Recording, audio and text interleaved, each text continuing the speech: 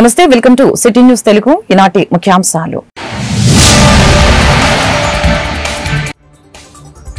CM Chandrababu అధ్యక్షతన CRDA సమావేశం. అమరావతిలో 2700 కోట్ల రూపాయల పనులకి ఆమోదం తెలిపిన రాష్ట్ర ప్రభుత్వం.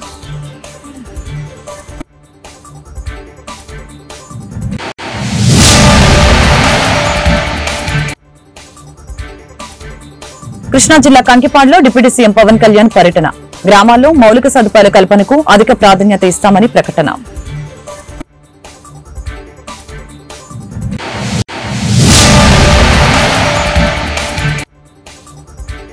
రాష్ట్రంలోని అన్ని జిల్లాలను సమానంగా అభివృద్ధి చేస్తాం. జనవరి 15 నాటికి రాజధాని ప్రక్రియ పూర్తి చేస్తాం. మంత్రి నారాయణ వెల్లడి.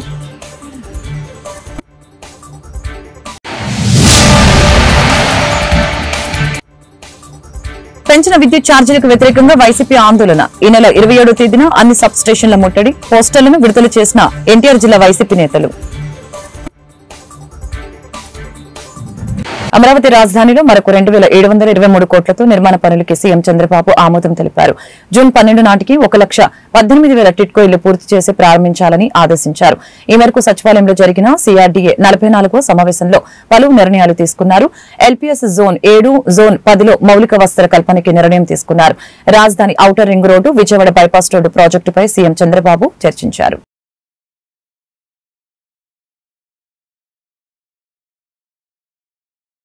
కృష్ణా జిల్లా కంకిపాడు మండలంలో డిప్యూటీ సీఎం పవన్ కళ్యాణ్ పర్యటించారు. గుడవారు గ్రామంలో పంచాయతీరాజ్ గ్రామీణాభివృద్ది శాఖ ఆధ్వర్యంలో చేపట్టిన పలు అభివృద్ది పనుల్ని ఆయన పరిశీలించారు. రోడ్డు పనులు జరుగుతున్న చోట గొయ్యి తీయించి నాణ్యతను పవన్ కళ్యాణ్ పరిశీలించి అధికారులతో మాట్లాడారు.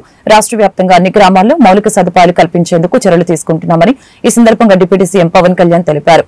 ఇందుకోసం కేంద్ర ప్రభుత్వం నుంచి అధిక మొత్తంలో నిధులను సమీకరించి త్వరితగతిన పనులు పూర్తి చేస్తామని తెలిపారు. అదేవిధంగా గ్రామీణ ప్రాంతాల్లో చేపట్టిపడిన అభివృద్ది పనుల్లో పూర్తిగా నాణ్యత ప్రమాణాలు పాటించాలని అధికారుల్ని ఆదేశించారు.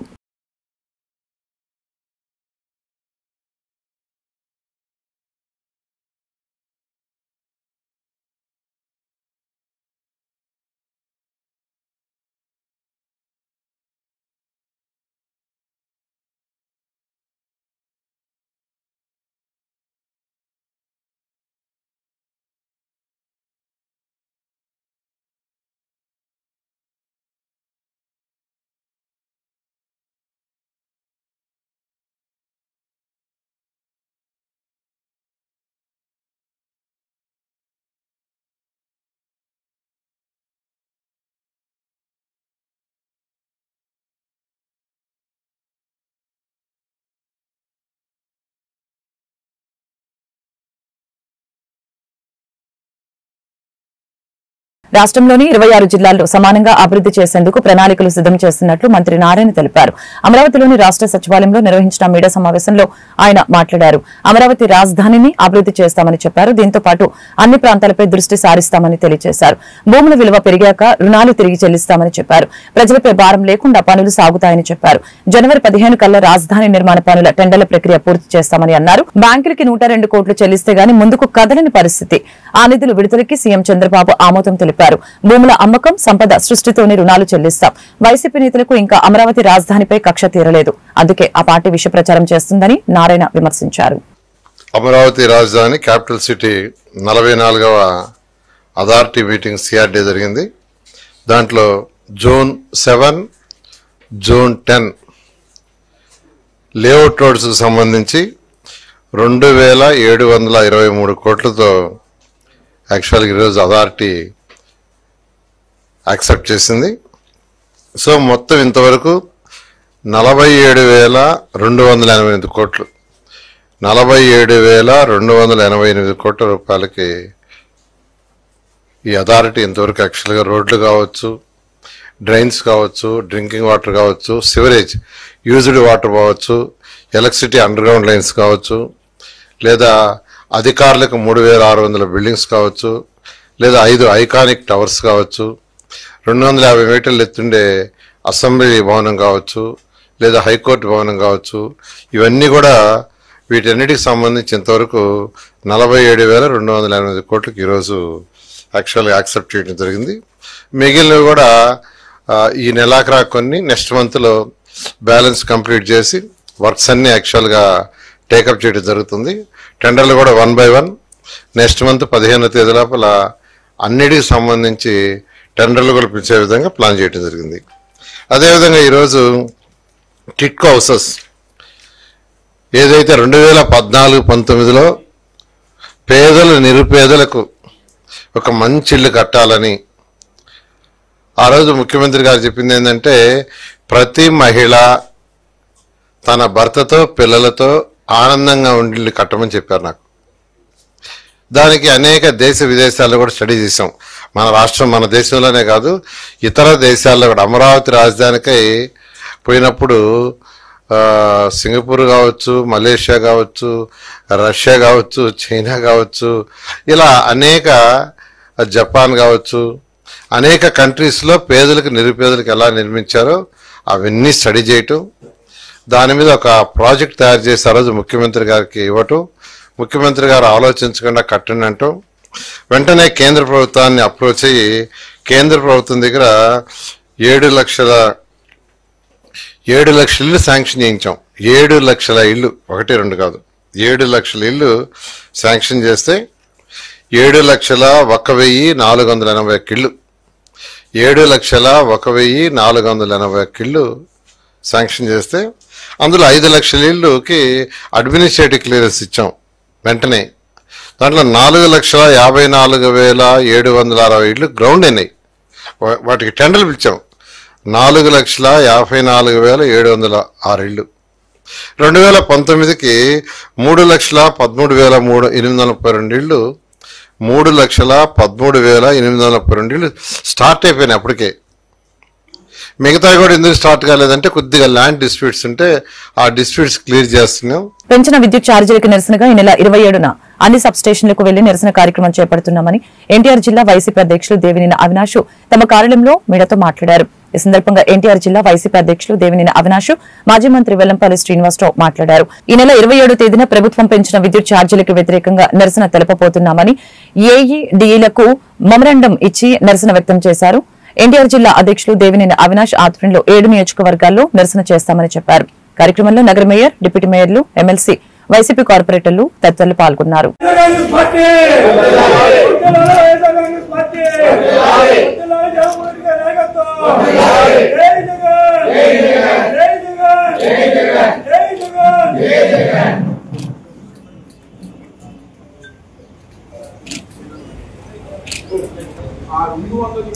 విద్యుత్ అనేది పథకం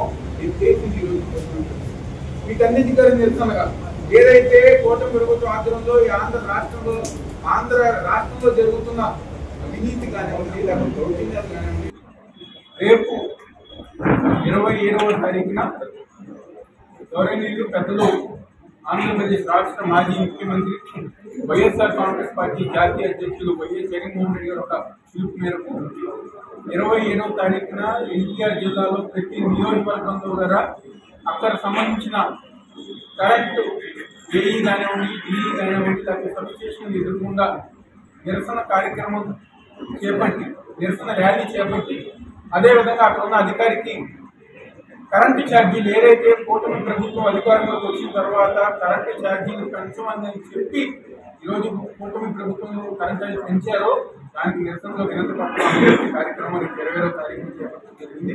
ఈరోజు ఈ యొక్క మీడియా సమావేశానికి పెద్దలు పిఎస్సి మెంబర్ వెల్లంపల్లి శ్రీనివాస్ గారు, అదేవిధంగా మేయర్ రాయల్ భాగ్యలక్ష్మి గారు, ఎమ్మెల్సీ అరుణ్ గారు, డిప్యూటీ మేయర్ శైలరెడ్డి గారు, బెల్లం దుర్గా గారు, స్లోలేరు, అదేవిధంగా రాష్ట్ర అనుబంధ విభాగ అధ్యక్షులు, జిల్లా అనుబంధ విభాగ అధ్యక్షులు, నగర జిల్లా రాష్ట్ర నాయకులందరూ కూడా ఈరోజు పాల్గొంటున్నారు.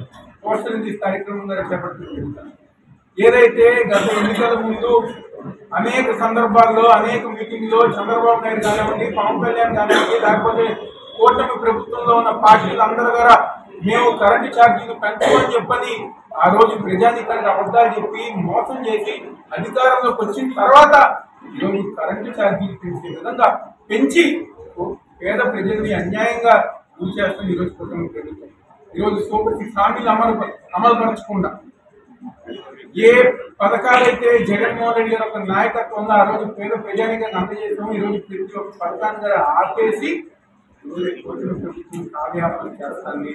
అదేవిధంగా జగన్మోహన్ రెడ్డి గారు అధికారంలో ఉన్నప్పుడు ఎవరైతే పేద ప్రజానికం ముఖ్యంగా అభివృద్ధి అని చెప్పని అమరావతిని పోలవరాన్ని ఓన్లీ మీడియాలో చూపెడతారు తప్ప ఎక్కడ కూడా కనీసం ఒక రోడ్డుకి కొంత కూడా కూర్చునే పరిస్థితి లేదు.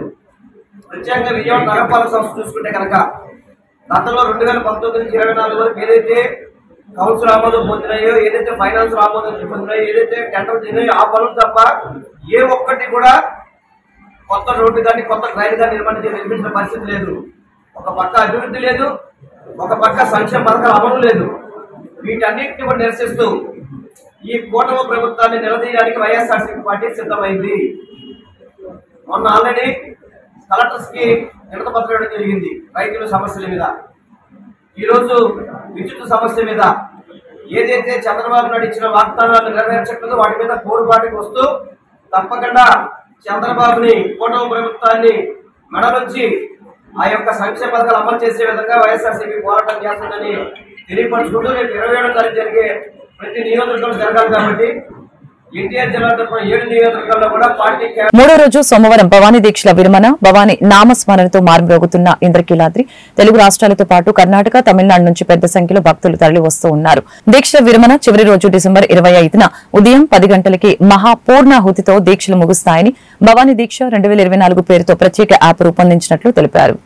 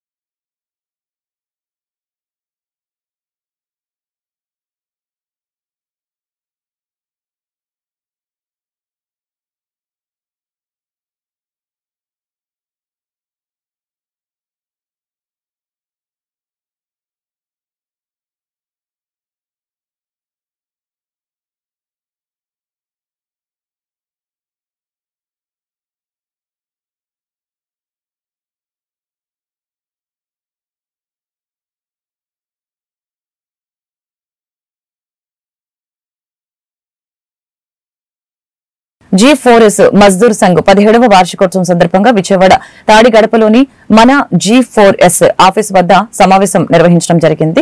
ఈ సమావేశంలో AP state general secretary AK Sundaram, Telangana general secretary PK Mahapatra ఈ సందర్భంగా మాట్లాడారు. యూనియన్ ప్రారంభించి 17 సంవత్సరాలు పూర్తయి 18వ సంవత్సరంలోకి అడుగు పెడుతున్నామని చెప్పారు. కార్యక్రమానికి ముఖ్య అతిథులుగా Telangana general secretary PK Mahapatra, working president Y Basavayya, local PMS నాయకులు సుంకర శ్రీనివాసు తదితరులు పాల్గొన్నారు.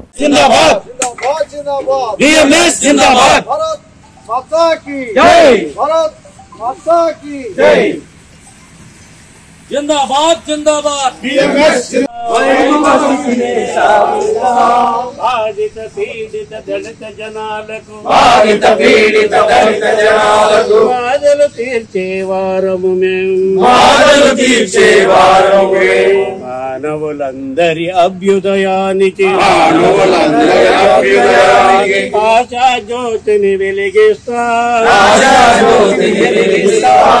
బాధిత పీడిత దళిత జనాలకు బాధలు తీర్చేవారము మేము. మజ్దూర్ సంఘ్ యూనియన్ లో డిప్యూటీ స్టేట్ జనరల్ సెక్రటరీగా పనిచేస్తున్నాను. ఈరోజు మాది 17వ వార్షికోత్సవ దినోత్సవం. అంటే యూనియన్ పెట్టి 17 సంవత్సరాలు పూర్తయి 18వ సంవత్సరంలోకి ఎంటర్ అవుతున్నాం. ఈ కార్యక్రమం ఈరోజు చేయడం మా G4S ఆఫీస్ దగ్గర చేయడం జరిగింది. అలానే ఈ కార్యక్రమానికి ముఖ్య అతిథిగా మన తెలంగాణ నుంచి మహాపాత్ర గారు మరియు లోకల్ బిఎంఎస్ నాయకులు సుంకర శ్రీనివాస్ గారు మరియు యానాల బసవయ్య గారు ఈ కార్యక్రమాన్ని జయప్రదం చేయడం జరిగింది. ఇందులో మా డిమాండ్స్, ముఖ్యమైన డిమాండ్స్ అన్ని కూడా ఈరోజు మా ఆఫీసులో ఇవ్వటం జరిగింది. అలానే ఇప్పుడున్న పరిస్థితిని బట్టి మన ప్రైవేట్ సెక్టార్ లో పనిచేస్తున్న కార్మికులకు కనీస వేతనం పెంచాలని 251 జీవో పెరగాలి. దాని గురించే ఇప్పుడున్న పరిస్థితిని బట్టి ఈ రోజులో ఇప్పుడు మనకు వచ్చే వేతనం తక్కువగా ఉంది. కానీ సరుకులు కానీ ఏమన్నా తీసుకోవాలి, ముడి సరుకుల్లో అన్నిట్లో కూడా ఎక్కువ ఉంది. దాన్ని బట్టి సామాన్య మానవుడు బతకడం కష్టం. ఇప్పుడున్న పరిస్థితిని బట్టి సామాన్య ఆఫీసర్ గా పనిచేస్తున్నాం వాళ్ళే ఏమీ చేయలేని పరిస్థితిలో ఉంటే సామాన్య మానవుడు ఎలా బతకగలుగుతాడు? అందువలన 251 జీవోను అమలు చేయాలని మేము డిమాండ్ చేస్తున్నాం. అలానే పిఎఫ్ ప్రైవేట్ సెక్టార్ లో పనిచేస్తున్న పిఎఫ్ లో పెన్షన్ కూడా. నా పేరు బికే మహాపాత్ర. నేను జీపర్ సెక్యూరిటీస్ కి 24 ఇయర్స్ నుంచి పని చేస్తున్న ఆజే యూనియన్ లీడర్ గా. ముఖ్యమైన చాలా డిమాండ్ మనది ఉంది ఇక్కడ. ఒకటి ఆల్రెడీ సుందరం గారు చెప్పినారు, 2 డిమాండ్. ఒకటి జియో, ఒకటి 251 జియోకి ఇంప్లిమెంట్ చేయాల కోసం ఆయన కూడా డిమాండ్ కూడా మనది చాలా కాలం నుంచి జరుగుతుంది. కాబట్టి ఇంకా చాలా డిమాండ్ ఉంది. ఇక్కడ 10,000 మంది పని చేస్తున్నారు. అందరికీ గ్రాట్యుటీ కూడా సక్రమంగా టైంలో గ్రాట్యుటీ కూడా ఇస్తలేదు మేనేజ్మెంట్. చాలా సరే డిమాండ్ కూడా చేస్తున్నాం. Gratuity act basic plus DA ఇవ్వాల్సిందిగా, కానీ అంతంతో ఇచ్చేసి ఈ మేనేజ్మెంట్ కొద్దిగా తప్పు పని చేస్తుంది. ఇంకా చాలా మంది కూడా చచ్చిపోతున్న. ఇన్సూరెన్స్ కూడా సక్రమంగా కవరేజ్ కూడా అవుతలేదు. పిఎఫ్ కూడా టైం ప్రకారం కూడా ఇస్తలేదు. ఇది చాలా డిమాండ్ కూడా మనది. కృష్ణా జిల్లా గుడివాడ రూరల్ కొత్త చౌటపల్లి గ్రామంలో డిప్యూటీ సీఎం పవన్ కళ్యాణ్ పర్యటించారు. డిప్యూటీ సీఎం కు ఎమ్మెల్యే వెనిగండ్ల రాము, కూటమి నేతలు ఘన స్వాగతం పలికారు. త్రాగునీటి చెరువును పవన్ కళ్యాణ్ పరిశీలించడం జరిగింది. నీటి శుద్ది పరీక్షల్ని పవన్ కళ్యాణ్ తిలకించారు. పవన్ కళ్యాణ్ చొరవతో విడుదలైన 2.27 కోట్లతో నియోజకవర్గంలోని గ్రామాల్లో స్వచ్ఛమైన త్రాగునీరు నమూనాలు ప్రదర్శనని తిలకించడం జరిగింది. పవన్ కళ్యాణ్ పర్యటనలో AP warehousing corporation chairman Ravi Venkateswara, Gudivada Janasena party incharge Booragadda Srikanth, BJP convenor Davuluri Surendrababu మీడియాతో మాట్లాడేందుకు డిప్యూటీ సీఎం పవన్ కళ్యాణ్ ప్రయత్నించగా అభిమానుల అరుపులు కేకలతో నెట్టుకు రావడంతో చేసేదేమీ లేక విరమించుకున్నారు.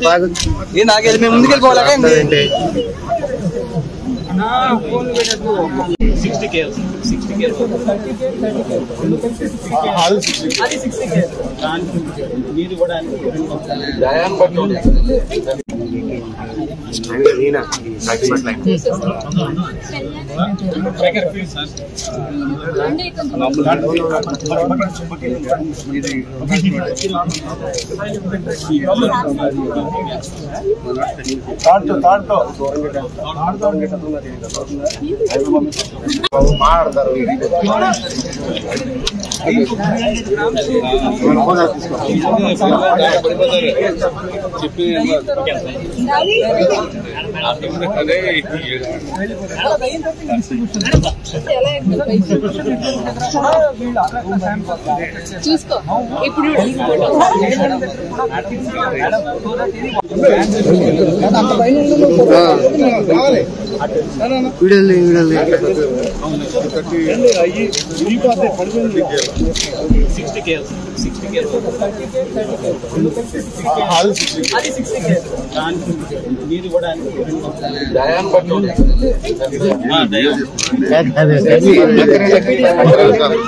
వీడియోలు కూడా దాంట్లో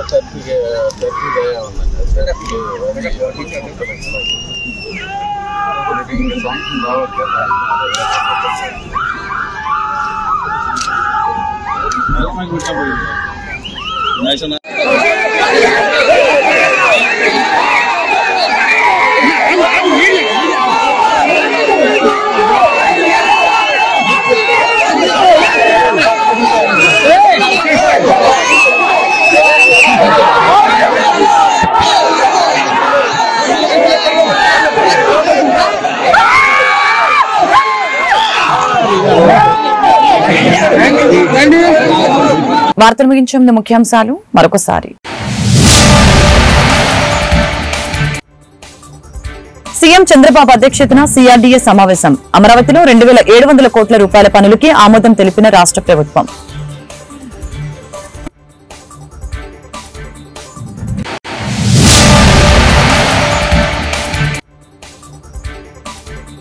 కృష్ణా జిల్లా కంకిపాడులో డిప్యూటీ సీఎం పవన్ కళ్యాణ్ పర్యటన.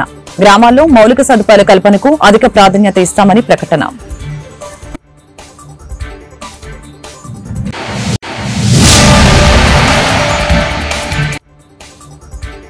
రాష్ట్రంలోని అన్ని జిల్లాలను సమానంగా అభివృద్ధి చేస్తాం. జనవరి 15 నాటికి రాజధాని ప్రక్రియ పూర్తి చేస్తాం. మంత్రి నారాయణ వెల్లడి.